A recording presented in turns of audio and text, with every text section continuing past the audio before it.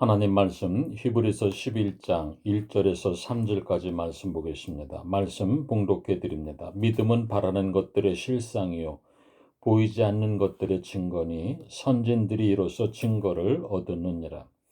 믿음으로 모든 세계가 하나님의 말씀으로 지어진 줄을 우리가 아나니 보이는 것은 나타나는 것으로 말미암아 된 것이 아니니라. 아멘. 은혜로우신 아버지 하나님 감사합니다. 이 시간도 저희들로 하여금 말씀 앞에 서게 하시니 감사합니다.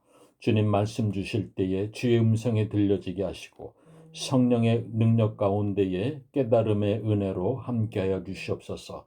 주신 말씀을 가지고 세상에 나가서 빛과 소금의 자녀로서 살아가기에 부족함이 없도록 성령께서 강권적으로 인도하여 주옵소서. 이 시간 부족한 종을 오직 말씀의 도구로 사용하여 주옵소서. 예수님의 이름으로 기도드리옵나이다. 아멘. 믿음으로 보게 되는 증거, 이런 제목의 말씀으로 이 시간도 우리에게 주시고자 하는 주의 말씀의 은혜를 함께 나누기로 원합니다. 자, 우리는 이 실상과 허상을 잘 구분할 줄을 알아야 됩니다. 우리가 추구해야 할 것은 실상이지 허상은 아닙니다. 우리는 보이는 것을 믿는 것이 아닙니다. 자, 그러므로 실상과 허상을 잘 분별해야 되고 그림자와 실체를 잘 분별할 수가 있어야 됩니다. 어떤 이들은 그림자만 쫓다가 인생을 허비하는 자들도 있습니다. 허상만 쫓다가 결국 세월만 낭비하는 자들이 있습니다. 특히 요즘 젊은이들 가운데에 꿈과 비전들을 물어보면 허상과 그림자를 쫓는 젊은이들이 의외로 많습니다. 안타까운 일입니다. 말을 해도 들을 귀가 없습니다. 결국 가볼 때까지 가보고 나서야 이것이 실체가 아니었구나. 너무 보이는 것만 쫓았구나. 라고 뒤늦게 후회하는 모습들을 보게 됩니다. 자, 눈에 보이는 것에 대해서 집착하지 말아야 됩니다. 믿음의 눈을 열면 갈수록 실상이 선명하게 드러납니다.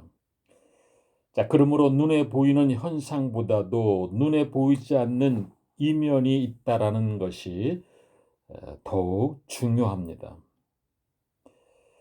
자, 우리가 사람을 볼 때에도 드러나는 부분만 볼 뿐입니다. 자, 보이지 않는 부분들이 더 많습니다. 그리고 그 보이지 않는 것이 더 중요한 부분입니다. 여러분, 우리의 뇌가 얼마나 중요합니까? 정신적 작용이 뇌에서 이루어집니다. 뇌는 뼈에 쌓여 있습니다. 뇌출혈이 일어나면 몸이 마비됩니다. 정신도 마비됩니다. 자, 그런데 평소에는 잘 모릅니다. 자, 심한 경우에는 뇌사 상태가 되기도 합니다. 평소에 눈에 보이지 않기 때문에 더욱 무서운 것입니다. 자, 그런데 정말 무서운 것은 정신입니다. 자, 정신이 빠지면 그 사람은 죽은 것과 매일반입니다. 자, 그래서 육체적으로는 정신이 죽은 것이 무서운 것이고 영적으로는 영이 죽은 것이 무서운 것입니다. 그 정신에 하나님에 대한 믿음이 없다면 그것은 이미 영이 죽은 것입니다. 믿음의 세계를 못 본다면 인간이 인간다움을 잃어버리고 맙니다. 자, 믿음이 없는 사람들을 보십시오. 고작 꿈이라고 하는 것이 어디 여행 가고 좋은 차를 사고 큰 평수의 아파트에 사는 것, 먹고 마시는 것에 인생의 초점이 가 있습니다. 영원한 세계를 바라다 볼 수 있는 영안의 눈이 없기 때문입니다. 자, 그런 관점에서 믿음을 갖는다라고 하는 것은 놀라운 축복이 아닐 수 없습니다.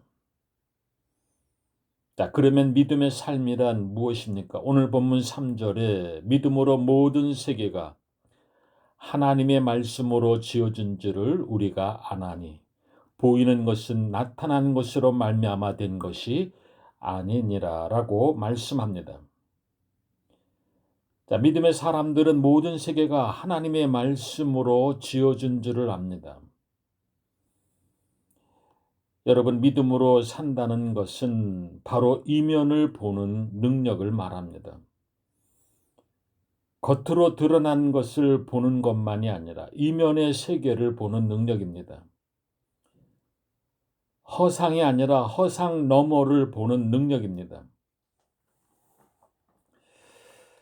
자, 아브라함은 허상보다도 허상 너머의 세계를 보았기 때문에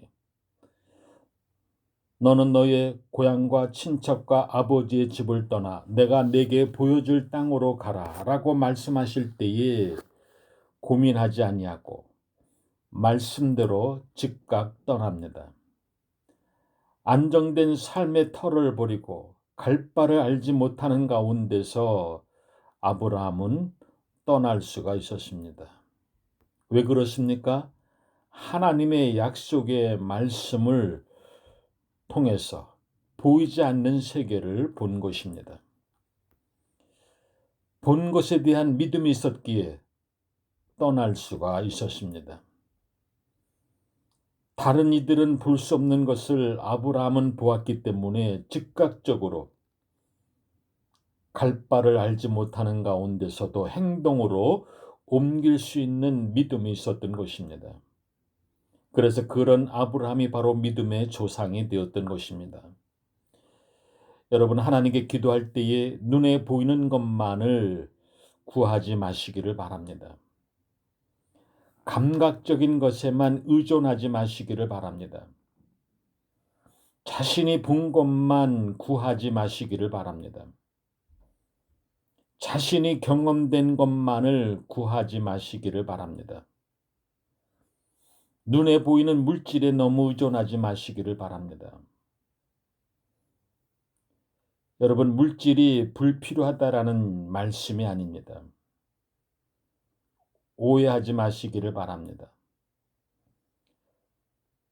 돈만이 모든 것을 다 해결해 줄 것처럼 착각해서는 안 됩니다. 여러분, 돈이 할 수 있는 것은 한계가 있습니다. 우리는 모든 것을 믿음으로 볼 수 있어야 됩니다. 눈에 보이는 세계는 제한된 세계입니다. 그러나 눈에 보이지 않는 세계는 측정할 수가 없습니다. 자, 아브라함이 그랬고 요셉이 그랬습니다. 지금 눈에 보이는 세계가 다가 아닌 줄을 알았기에 요셉은 형들로 인하여서 노예로 팔려가는 신세가 되었지만은 하나님을 원망하지 아니하고 미래를 향하여 꾸준하게 나아갈 수가 있었습니다. 자, 그러기에 애굽의 국무총리가 되는 자리에까지 이룰 수가 있었던 것입니다. 사도 바울은 어떠한 악조건에서도 결단코 낙심하지 않았습니다. 원망하지 않았습니다. 불평하지 않았습니다. 그래 데살로니가전서 5장 16절에 항상 기뻐하라고 말씀합니다. 그는 이 세상에서 매어 사는 자가 아니었습니다. 여러분, 지금 절망하고 고통 당하는 가운데 있다 하더라도 길게 보면 오늘의 고난이, 오늘의 이 고통스러움이 나중에 유익할 때가 있음을 믿어야 됩니다. 자, 그래서 시편 기자는 시편 119편 71절에서 고백합니다. 고난 당한 것이 내게 유익이라. 여러분, 고난 속에 있습니까? 이런저런 예상치 못한 고난으로 어려움 가운데에 있습니까? 여러분 잊지 말 것입니다. 고난은 우리 그리스도인들에게 축복입니다. 여러분 지금 우리가 사순절을 보내고 있습니다마는 특별히 사순절 기간이 고난의 의미를 말씀 가운데에 깨달아야 됩니다. 이 가정들을 통해서 하나님의 하시는 일들을 직접 목격할 수가 있기 때문입니다. 자, 그러기에 고난을 통해서 하나님이 함께 하심을 더욱 구체적으로 보게 될 수 있는 기회가 되는 것입니다. 여러분 우리가 은혜 받았다라고 말합니다마는 은혜 받았다는 것이 무엇입니까? 뭐 방언이 터지고 여러분 그런 것이 은혜 받은 것이 아닙니다. 은혜 받았다라는 것은 성령께서 우리의 눈을 열어주시는 것입니다. 그래서 보이지 않던 것이 보이는 것입니다. 남이 볼 수 없는 것을 믿음으로 보게 되는 것입니다. 자, 그러므로 하나님의 눈을 가지고 하나님의 안목으로 하나님의 관점으로 보는 것입니다. 이것이 바로 믿음입니다. 전에는 내 생각, 내 지식, 내 경험, 내 체험 등으로 보았던 것을 이제는 하나님의 말씀의 눈으로 하나님의 관점에서 보기에 희망과 소망을 보게 되는 것입니다. 오늘 여러분들이 믿음의 눈이 열리기를 바랍니다. 믿음의 눈으로 모든 것을 보게 되는 은혜가 있기를 바랍니다. 오늘도 저와 여러분의 삶의 자리에서 이런 믿음의 역사가 있기를 축원드립니다. 기도드리겠습니다. 은혜로우신 아버지 하나님, 우리의 눈을 열어 보게 하옵소서. 그래서 보이지 않는 것을 보게 하여 주옵소서. 보이는 것이 전부가 아님을 알게 하옵소서. 그리함으로 이 세상에서 살 때에 하나님께서 우리에게 주시고자 하는 놀라운 복음의 능력을 마음껏 누리며 믿음 가운데에 충만한 삶으로 하나님께 영광이 되는 삶이 되게 하여 주시옵소서. 예수님의 이름으로 기도드리옵나이다. 아멘. 이제는 우리 주 예수 그리스도의 은혜와 하나님의 무한하신 사랑하심과 성령님의 감화 감동의 역사가 오늘도 주신 이 말씀을 듣고 깨달은 이 마음과 이 정성과 이 믿음을 가지고 이제 세상을 향해 나가는 하나님의 자녀들, 권석들 머리 위에, 우리 꼴마 나눔 하나님께 위에, 모든 선교지 위에 이제로부터 영원토록 함께 하시기를 간절히 축원하옵나이다. 아멘.